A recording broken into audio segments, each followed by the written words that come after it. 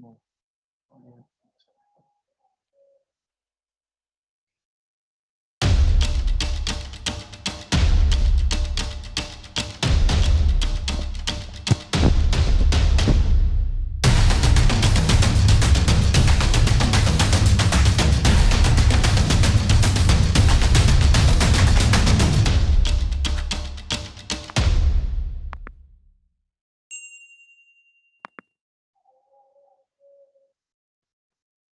asalaamaaleykum mbokk yi ñu ngi leen a nuyu di leen dalal si beneen jotaay Gambia Football Show on the Jollof Football Bantaba YouTube channel. I am your host Chama, and today with me I have my co-host Coach Che. Coach nuyu naa la affaire bi jeex na de weeri koor bi. Ciao, fay naa la ala nuyu di la ziar di nuyu si audience di leen asalaamaaleykum wa rahmatulah am di leen welcome to the Gambia Football Show bootu yu bari di la football Bantaba waaw affaire moom jeex na après waaye Thiam lu ma jaaxal ah war na 29 days maa ngi ok tey di 38 day tey ñu waaw over meeting ak man affaire over baa ngi sona jeexasoo. ma understand booy doy na waar de. man mooy suma experience la ma xam ne time suñu ëllëg julli last day waaw sa la gën a boo du ma ko dee yëg sax because maa ngi overwhelmed maa ngi happy ne ëllëg julli laa xam nga waaw waaye tey moom dama over sona seriously damay acca mu ñaar rek léegi tey mu jeex foog naa next 3 hours 4 hours si kanam rek léegi tey ñu ne affaire bi jot na gars yi cafareen weer bi xam nga ñun moom ëllëg dañoo julli de Japan fii moom because suma jumaa bi moom day announce ne ëllëg la julli bi so man moom pare naa si xam nga rek so naka laa ko waxee déwénati leen ñun tam dañoo julli ëllëg dañoo julli waaye gisagulee weer bi naka ngeen naa julli wee am nañ tari days boy ok yeah, you are right boy yeah today naka laa ko waxee this is Gambia Football Show on the Jollof Football Bantaba YouTube channel ñu ngi wax affaire julli bi xam nga affaire bi moom su dee jot moom affaire daf dee mën a neexal nit yi dee mën a kontaan tuuti so loolu moo tax ñu ngi xala dama ñu ngi xala brain tuuti dugal si loolu but guys if you are new around the Jollof Football Bantaba YouTube channel please don't forget to hit that subscribe button, and if you like what we do on this channel, please guys give us a support by giving us the like, which helps this channel grow a lot.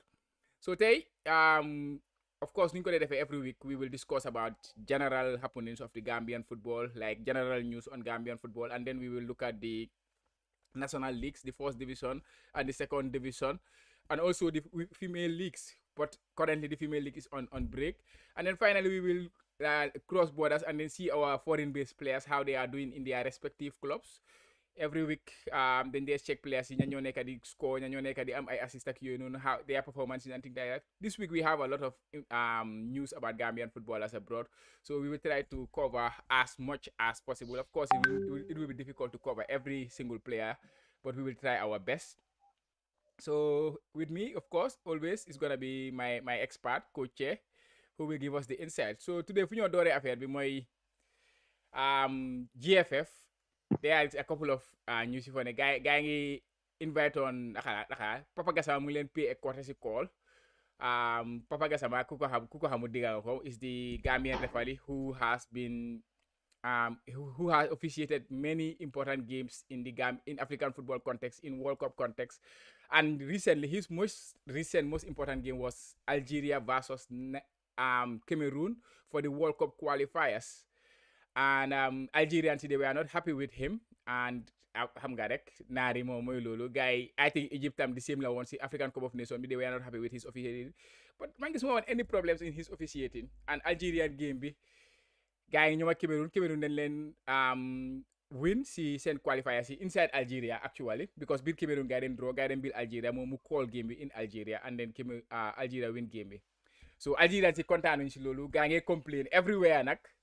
So GFF nag ñoom tam ñëw neen taxawal Papa Gassama ñu bëgg ko staanal, so ba gars yi release this statement, the Gambia Football Federation wishes to inform its stakeholders and the general public that it has been following with grave concern the sustained verbal attack launched against the passing of FIFA Gambian referee Mr. Papa Gassama by Algerian national through the various forms of media ever since his officiating Algeria's 2-1 home defeat to Cameroon in the Qatar 2022 FIFA World Cup qualifiers played on 29 March 2022.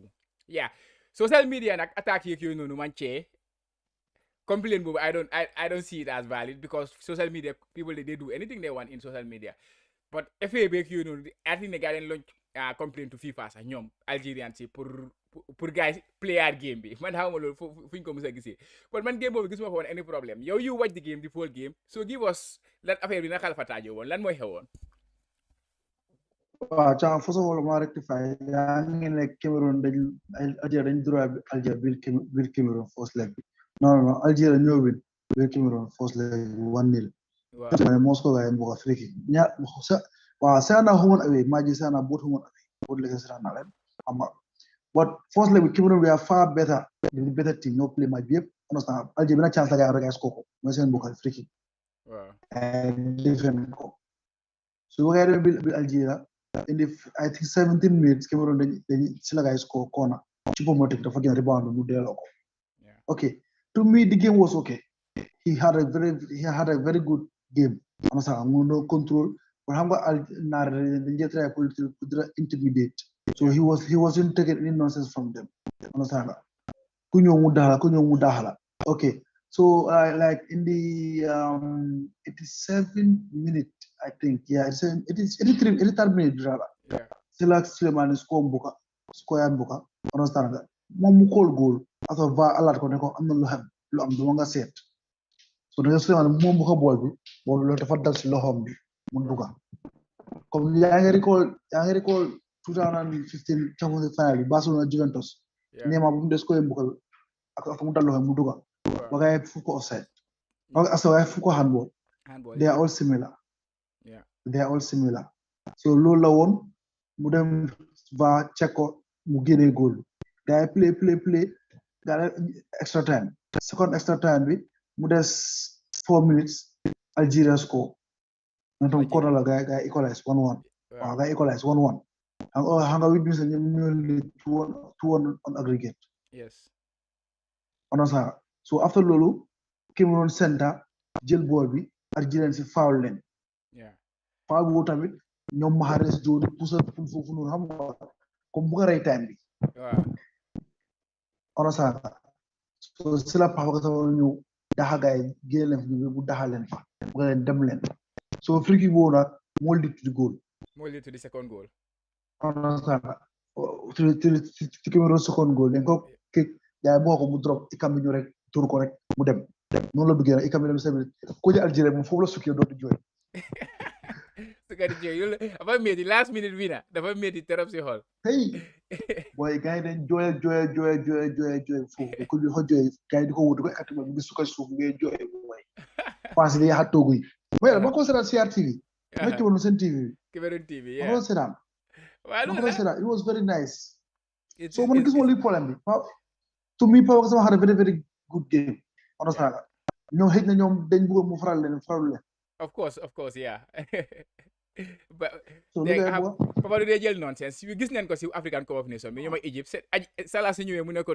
bugguma wax ak yow demal sa yoon xam nga gars yi dañ bëri affaire daal naari ñoo mel noonu dañ dee intimider ref bi I understand that and su fekkee the referee is not taking it they take it too personal at the end of the day but yeah Papa gars yi onen ko pour mu dem officiate against to the World Cup I think his reputation is one of the best in African football ñun xam nañ loolu noonu so yeah and it was great to see GFF ñu dem ñu taxawal ko ñu baak ko what do you make of GFF being behind him waaw man dafa mel ni rek Chama sa doom ñu ko attaque si mbedd yeah Chama always da nga jóg dem defend ko understand xam nga ñun Gambie ñun lu normal dañ ko dee jafe lu abnormal baadu lu GFF def nii man du ma leen wax jërëjëf lu gars war a def la seen liggéey la ngay def rek seen waru waaw lu gars war a def rek waaw exactly mel ni tey doomi Gambie nekka foofu Japan comme nga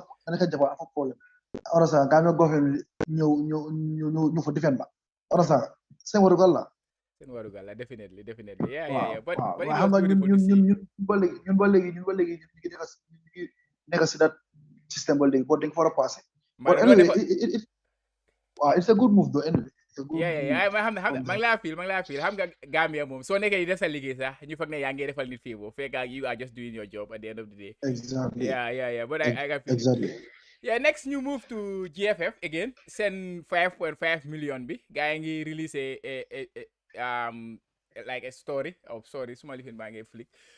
GFF pay over 5.5 million to support clubs, RFAs, allied associates. Yeah, DFF official website they released this statement. Or this report. And here is how the money went. First division B, $100,000 each per team. So they pay about $1.6 million to all the teams. Full And the meal. second male team, yeah. And the second division is $75,000 per team. Fourth division female, sorry, $100,000 per female. And second division is $75,000 per female. And then regional leagues, 100,000 regional associates, sorry, regional football associations, I'm sorry, RFA. RFAC, 100,000 each, and then Ally Associates, I mean, they are 100,000 each. First, manglena sargal pour manglena giving nu guy male league bi ak female league bi sen highs bi, it is the same. I think it's beautiful. Of course, football league male more le gonna isi halis, more wara gonna isi halis because it's more popular. Jigen football is football dem fofu. It's global thing. But to see GFF, you get support teams in terms of male and female in the same way. I think that is beautiful. But what do you make of the money of the total amount? Is it enough or what do you make of it? You are gonna hamburger. Tell me. Wow, Chama, xam nga man every time when I'm better problem with GFF, my transparency. That's my biggest problem with them. Yeah. Yow doo jékki-jékki ñëw ne jox nañu team si xaalis. Understand nga xaalis bi ñaata la. Nga ñu ne FIFA day jox nañu lii pour support fund bi. Yeah. Understand nga ñu xam ñaata la ñuy jox léegi ngeen ne waa léegi jël nañ nangam pour jox ko team si nangam moo des pour fii ak fii lañ ko dugal. Understand nga Chama. Excuse me. So man loolu laa si bëgg a wax naka ay ñëw leeral ñu xaalis ñaata la. Understand ñu lii du seen xaalis dëkk bi la. Understand we should know understand ñoom moomuñ ko personnel fédération lañ ko jox te fédération ñun ñoo ko moom stakeholders ñoom waxal su ñu ko tasaare noonu. Waaw. They are the stakeholders clubs yi allied associations yi ak RFA yi they are the stakeholders. moo tax always soo bàyyee lu gars yi di ko def we are happy to inform our stakeholders than the general public. Yeah. So the stakeholders should know how much we are giving to them. Yeah. Because this 100,000, this 75,000, as you leave dara. You dara de. Leave has dara munta development team. Enough with do it. Wow, it's not even more enough, sir. Dege ko sa. Wow. No, most what one, so what GFF de. So what one. But pull you to be on the safer side. No, they were wax ñaan lañ leen jox da suñ joxe 100,000 nit ñi nañ ko nawal lii day baax na. Yeah. Xam nga suñ joxe 6 million for example pour lii gaa joxe 5.5 million nit ñi nañ upload ne gaa yi try ne. Waaw.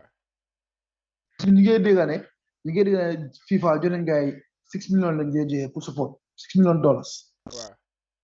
Understand pour 4 years. So which means that every year at least war nañu use $1 million. Yeah. So the one come if I do my calculation, you know go dig from FIFA. So the one league is very small. Yeah, definitely. I'm understand from my way. My laugh here. How does me mom do it more? What they gonna hell 100,000 for a season is not enough. But but comme ni nga wax ci jigéen yi ak góor yi gender equality bi I love it, I like it. Also that one mom, it was a bold move from them.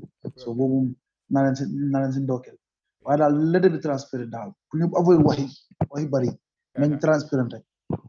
Yeah, definitely. But hang on, I would try to defend them a little bit there. I would try to play a little bit of, on their side.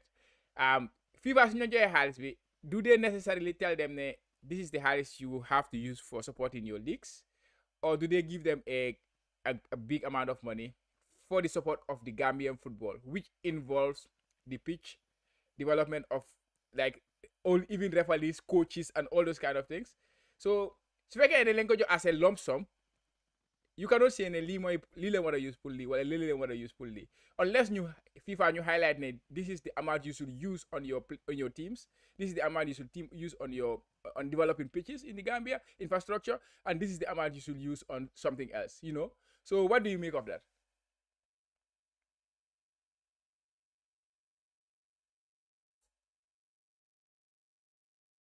yaa ma dégg Che? waaw man la dégg. Yeah, so yaa ma dégg. yeah, man la dégg clearly. Chama, if you go to the FIFA website, okay, ñu fa am na map bu fa nekk. Every association or federation bu nekk xaalis bu ñu la allocaté mu ngi fa ak lu nekk pour lan la ak ni ko usee mu ngi fa. FIFA nubuñ dara yëpp dañ ko fa leeral mu ngi fa soo duggee nga dem Gambia di nga gis ñaale allocate Gambia. Yeah, but you are cutting sa phone bi I think yeah. Go ahead. Wow, for infrastructure, capacity building, even travel sax.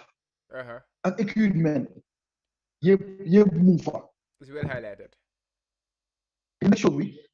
Wow, next show bi dinañ ko indi ñu won ko ci audience gaay gis ko. Okay, guys, yéen a ko dégg ci dina dugal dinañ def a little bit of research on FIFA actually how they do their fund allocation and how the money should be spent, and then we will come and do some bit of, you know, balancing with the money that BJL joxe ñu seet ndax affaire bi tali na or it is close to what it is supposed to be. But yeah, it is a good move for them.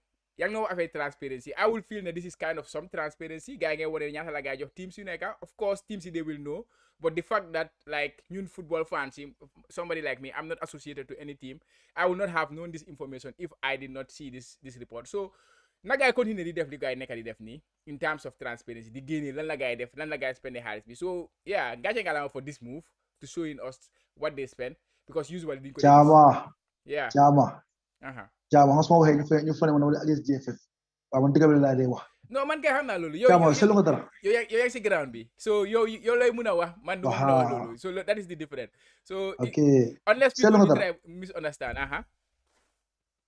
go ahead seetlu nga dara. waaw. bàyyi xel ne depuis bu Sadio Kam soo génn see ne dafa taw élection ba léegi every time depuis boobu léegi GFF are making moves. yaa ngi ko bàyyi xel. Well, I like it. I like somebody is making them react. It's very beautiful. I like that because at the end of the day, it's always about competition. In whatever position you are in, you have to compete and then you have to be challenged to do better. So it's beautiful. And now guy react to him. Which you said that after it will be interesting. Exactly. Te Kamaso tamit wax na lañ ko question boobu noonu moom mu ngi it makes his job easy if he comes in su fekkee GFF ñu ngi def lu ngay war a def. On a su picc si pare ak yooyu noonu then moom su ñëwee in office dafa focus on something else rather than lu fi GFF waroon a def. So mu ngi it's going to be a win-win situation for everyone.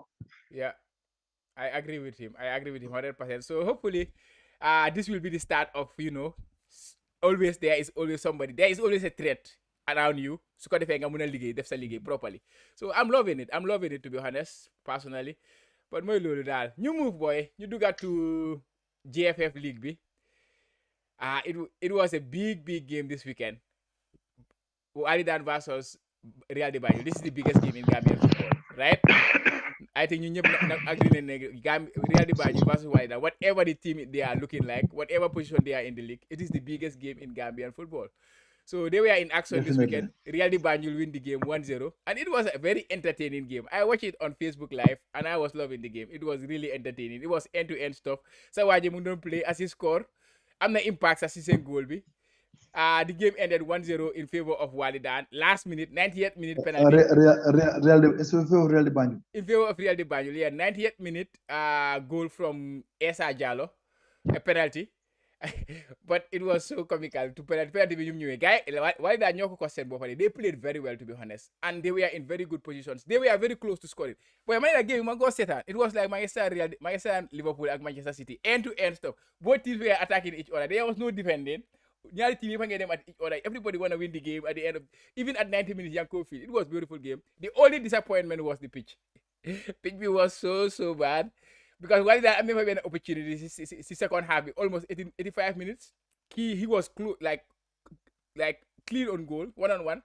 but pitch bi ball bi di bubble on him mu kick ball properly mu kick ko out ball. But yeah, that was the only disappointment. But the match was epic, to be honest. Yeah, we will look at. I will show you the goal later. But let's look at the other result. Falcons versus Birkama United. Birkama United now moved to the top of the table. They won against Falcon 2-0. Falcon had 2 red cards. Samga, Gamtel won 2-1. Elite United lost to Team Rhino 2-1. Hawks drew 0-0 with Marimo. Fortune lost the game 2-0 against Gambia Ports Authority. Armed Forces and Steve Biko ñu ngi war a play Birkama United Banjul United and waa Banjul tamit ñu ngi war a play ñoom bu tay beneen derby game la. So Che, talk us through about the Real de Banjul versus Wallidan. For the penalty from Issa Jallow moving towards the ball. Penalty, last minute penalty. Left-footed Issa. It's in. Issa Jallow would make the headlines for Real de Banjul. The goal scorer on the penalty spot at the edge of the final whistle. Wow. am na loo fàtte nag. am na loo fàtte si match xam nga ne Wallidan dañ leen drop. Wow. Wallidan scored a goal in the 68th minute. A clear goal lands in the offside. Yeah. It was a clear goal. Woo moom even pictures ñu ko share on social media. Li fena fu mu taxaw ak striker bi. Understand? He's way from being offside. Understand? Xam nga lens na la ko loolu biti waaye daf ma jaaxal loolu naka la mu ne ko loolu offside daf ma jaaxal. It was a clear goal. Understand? Xam nga yow loolu fa bit xaw ma waaye so leen fi nga demaat 68 minutes. Wallidan am nañ chance am na scoring goal lens bañ ko. Waaye Real tam am nañ penalty first half bi de. Gis loo boobu noonu. First 3 minutes yi. Gis naa ko. That call was close there. Gis naa ko. Waaye xam nga ma jaaxal man try naa am slow motion waaye mun ma ko am. Because say takul bi soo bàyyi takul bi say bol bi comme direction bu play bi demee ku takul. Waaw. Bol direction bu la demee. Waaw. Understand? Xam naa loolu tam moo tax refale bi call ko corner. Goal kick la call nga ne ma goal kick la call nga ne ma corner. Mo ma si gën a naxari sax. Goal kick la call. Goal kick la call. Waaye mooy loolu. dañ xaw a enu match tam bi xam nga giwu ma yaa ngi xaw a enu. I know. But it was interesting, It was a nice game. Yeah, end-to-end stuff. I love it. I love the game, to be honest. Yeah, you check table bi. Yeah, GFF table bi. Birkama United boy, guys. See form there. Last 5 games, 4 wins, 1 draw. Guys, now they are at the top. The same points with Real de Banjul, but they are leading on goal difference. Hawks, they are third. Sagay. Gamtel, ñoom ñoo nekk 4th. Then Wallidan 5th. So whole relegation bi Team Rhino, they are 14th. Armed Forces, ñoom ñu ngi struggle still, but they have a win last game.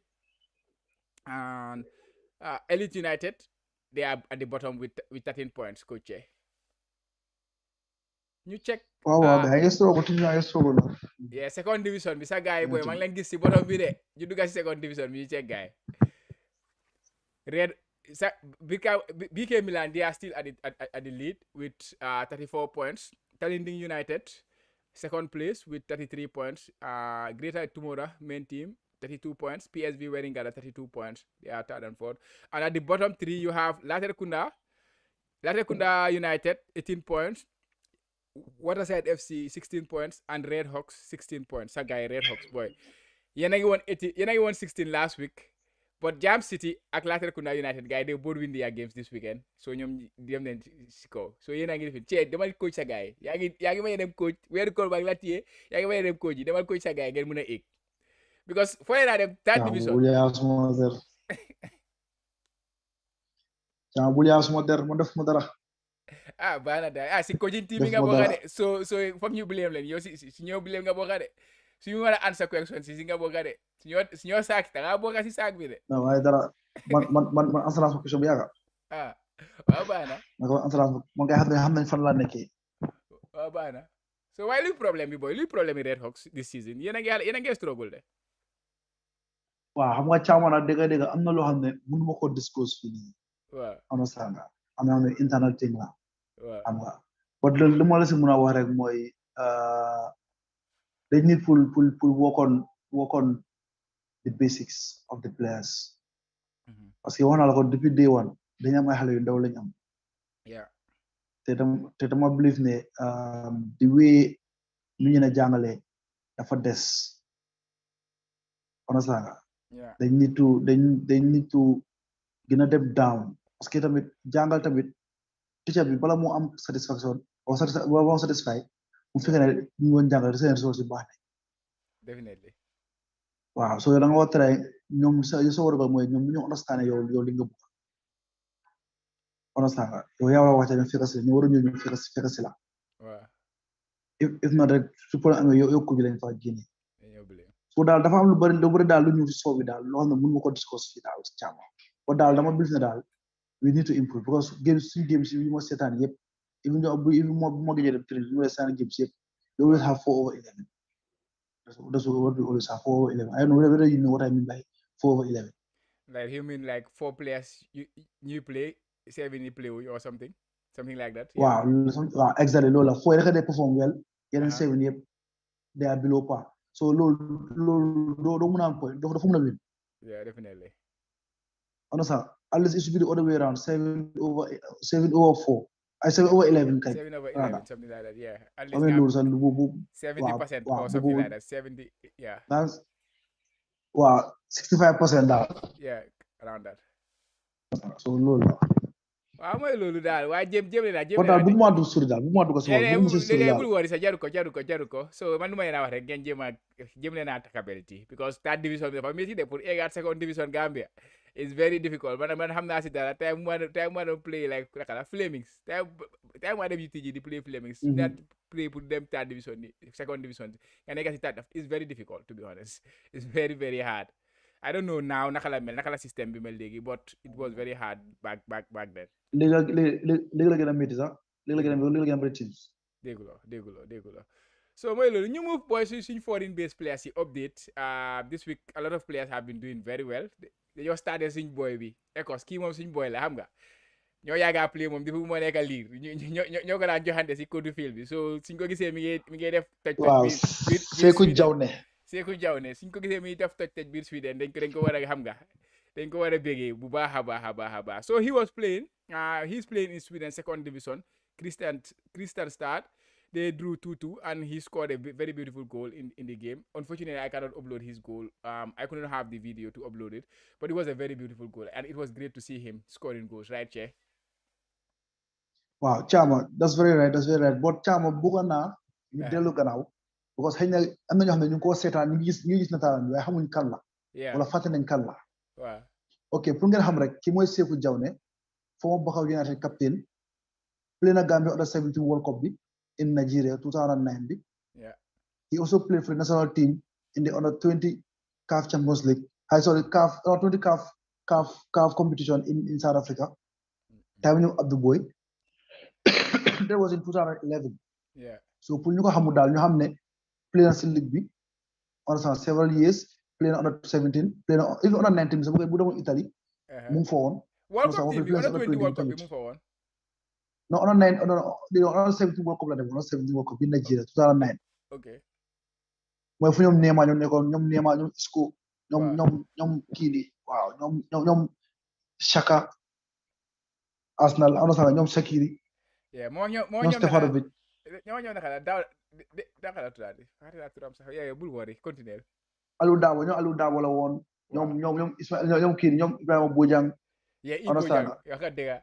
Exactly ñoom Baka bu doon piral gay pose Baka magi Assane Cissé bi Torres. left winger bi naka la tuddaati woon sax ku dee woon Kanifing. Baka kii ni Dixa exactly ñoom Dixa. waaw Dawda Cissé waaw ñoom kii la ñoom Buba Sama understand nga ñoom Pathé Niang ñoom Baboucar Savage ñoom Omar Koli. exactly ñoom Omar Koli so gars la woon so pour que ñu ko fàtte ñu xam ne moom la miitu woon ni daan play half-back right ak holding midfield. Yeah. He's very versatile. Now he even plays centre back. So and team mu nekkoon ni Christian Star sax dafa mën a captain sometimes so am ko mën a capal léegi mu captain gars yi. mooy vice captain. mooy vice captain bi waaw dégguloo. mooy loolu next. waaw ñu dañoo happy because of suñ boy la ñu ñëpp ñoo play together. ñu tojante biir daka la warga yi biir Côte d'Ivoire. I know waaye noonu la it's great to see him doing well still doing well mu ngi ko joxe ba léegi next ñu dem to Apply Jallow Jamano boy sa boy bi loan spellam bi jeex na in Serie A. Yesterday la guy play seen second leg bi of the playoff to stay in the top flight. Thank God they drew 0-0 at home. First leg we then coming on last week 1-0. So they were playing the team coming from second division, like the team in the playoffs in the second division, and they were the team in the first division playing the playoffs. So whoever wins that one plays in the first division for the next season. So thank God they drew 0-0 and won the first game 1-0. So it means he finished his loan spell with Serie A on a high. They are now staying in the Belgian First Division League. And yeah, he also did a tweet at the end of the game. But in French la ko def nak mom hanga mom français la xana Guinean la na Paul la. But I translated it into English. So alhamdulillah, it was a success with them. Thanks to all my teammates, coaches and fans. Demba Diallo, thank you. Team Gambia, thank you all. So boy sa boy bi def na ndam de 5 goals la score guy de si sen quest for staying in the top flight. Def na ndam de. Waaw train waaye lu mu si jàll caama moom team bi stay nañ te moom team bu moo delluwaat Metz di nekk last si Ligue 1 bi si Ligue 1 bi mos la gars ñoo relégué so what do you think is the step what should be the step waaw affaire la daal I don't know whose advisor is but mooy loolu caama force ak seconde du benn de waaw France ak Belgium tam du benn de benn seconde rek laa nangu si ko yeneen force yi mooy championship England, yeah, definitely.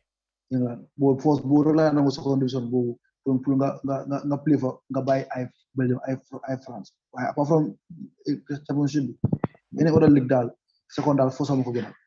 Mo la ko gënal, definitely. Next, you say Omar Colley, mom don't play Demba. They won 1-0. Mom ever present. He got his 90 minutes as usual. Ibrahim Colley mom it don't play Spezia versus they lost 4-3, sorry. And Colley was missing again. They won. They lost 4-3, sorry. I'm sorry. He was missing again. They won, they lost. Huh? No, they lost. Spezia then Nyaka. Against Lazio. Do they play Lazio? Spezia then Nyaka 3-4-3. Okay. I thought they won 4-3. Lazio no win 4-3. Yeah, what Mneko wants his squad again. I think have injury because this is the third week in a row he is not in the squad.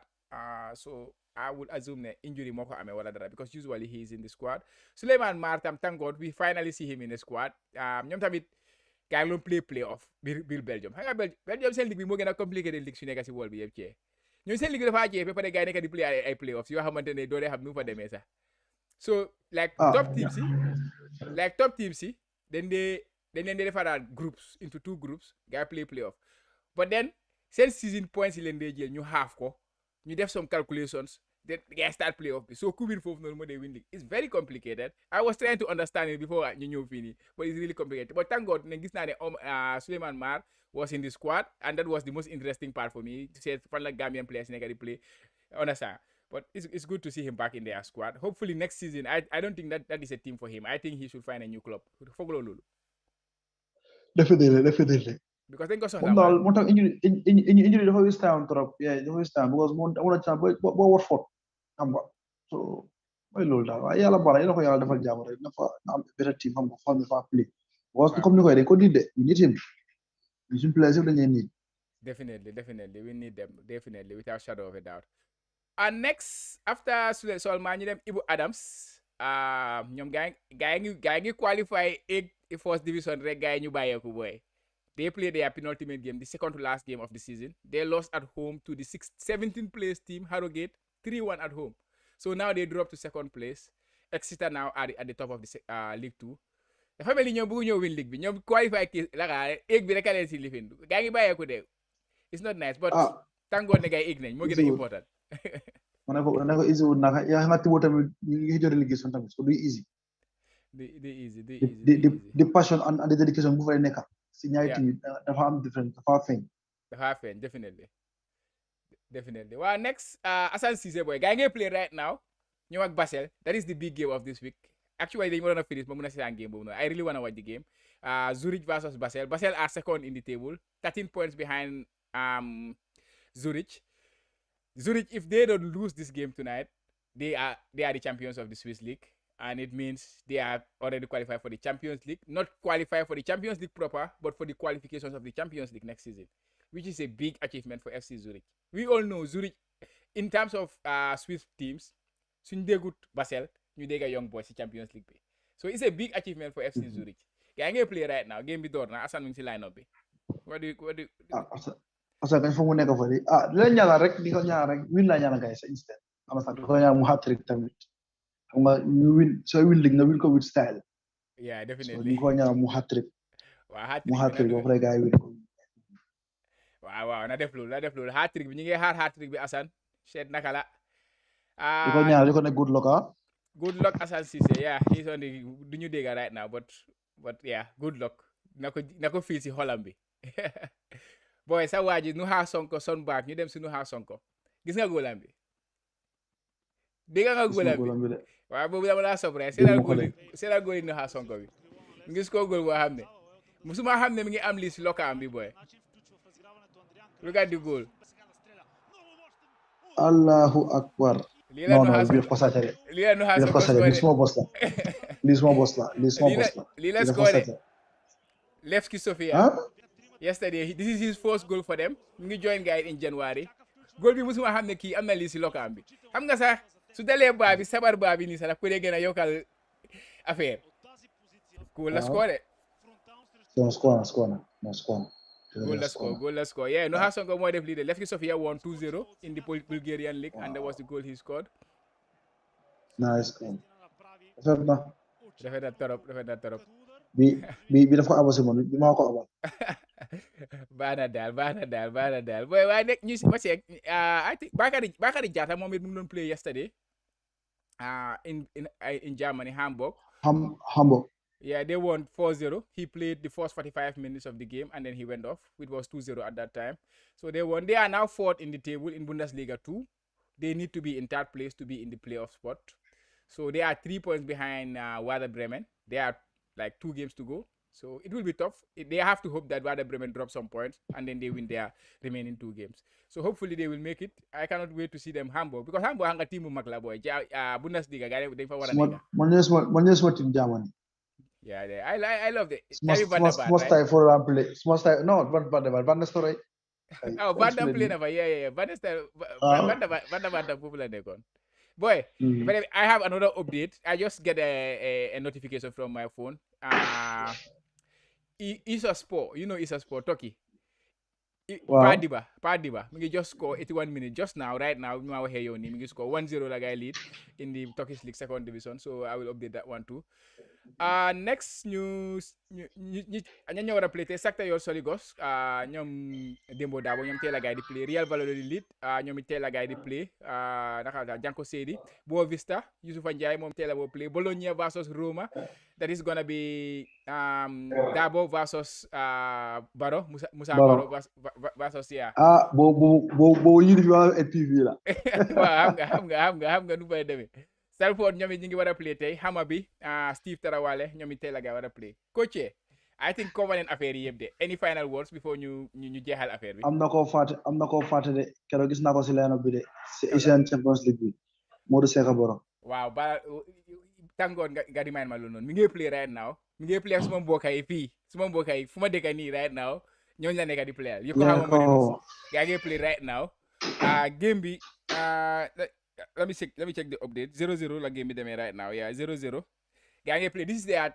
6th game of the group stage of the AFC Asian Champions League Asian Champions League is similar to Champions League of Europe so Asian version bi so usually like I say ñoom dañ dee am seen group games in one location so right now they are not playing any league games so they will have 2 or 3 weeks where they will go to a particular location, they play all their group games. So this is the last game of their group rounds. They are qualified already into the second round because they are on 11 points and Yokohama Marinos are on 12 points. All the other 2 teams are on 2 points each. So the game against Yokohama Marinos is going to decide who's going to be at the top of the group between these 2 teams. And I confirm that about start now. Last week I play on Sydney FC 1-0 like I win game no. Wow. Bo gis naa ko lana bo mu start on. Yeah, exactly. So tey sa waay tamit Ablaye Sanyang moom tamit dima mi assistant fàtte naa ko lay Bambalai. Sagnang Bambalai Bambalai. Wolford Bambalai. Moses Senghor. So this is the third game in a row where he has a goal involvement. 3 goals, 1 assist in 3 games. That is beautiful, right? That's very good. Wow, definitely. That's very good. Any update on Hamza? Hamza ëllëg la gaay di play ñoom ñu ngi war a play ak Columbus tomorrow. So actually game bi 1-1 la demee and Barrow is he on the lineup? Yeah, he's starting. He's on the lineup. He play left wing. So yeah, I think cover Hamza ëllëg la moo play ñoom ak Columbus. So yeah, well hopefully next week we will cover Hamza. But final words ñu close julli bi jot na. Waaw di leen baalu aha di leen baal aha rek di leen ñaanal côté wu ne di ñaan luñ or luñ ñaan yàlla nangol ñu ko xam nga iso nag waaye tam di leen fatal tamit bu leen fatal seen mburum koor yi xam nga ñun tam ngeen joñu salibo di ngeen joxe salibo naka la mooy nga subscribe nañ subscribe like understand nga ba pare laal notification bell bi da sa dugal vidéo rek ngeen jot si xam nga moo ñu am loolu di moo ñu gën a am zil bi gën a am kattan pour mun leen a jox li ngeen bëgg parce que liggéey bii nii naam neex na soo ko gis soo toogee di ko gis nii pour ñu facilité ko wala difficult wala dafa dañuy gis seen time bu bari pour mun koo def xam nga am dañuy spend lot of resources pour mun koo def so ñu leen a ñaan te xam nga ngeen sali boo ñu loolu waaw caama Yeah, dega don't let go because Salibo Buga hit that like button. It's very easy. Just hit the thumbs up. And then if you have not subscribed to the channel. And yeah, if you want to go further, you can share this video to your friends, to your, anybody who has interest in this because ñepp mënuñ ko gis. So please guys, help us with that. Comme ci num ko waxé déwénati leen yalla nangu suñ koor yi. Ku nekk lo bëgg ya ko xam yalla ko yalla may. So bi ñu joxal leen benen jotay next week. So next Sunday we will be back here. And hopefully, yeah, we will give you updates on the things that we could not do today, especially when it comes to FIFA and allocation money, and then we will be back next week, guys. So thanks for being with us this long, and yeah, be doing it then. Bye bye.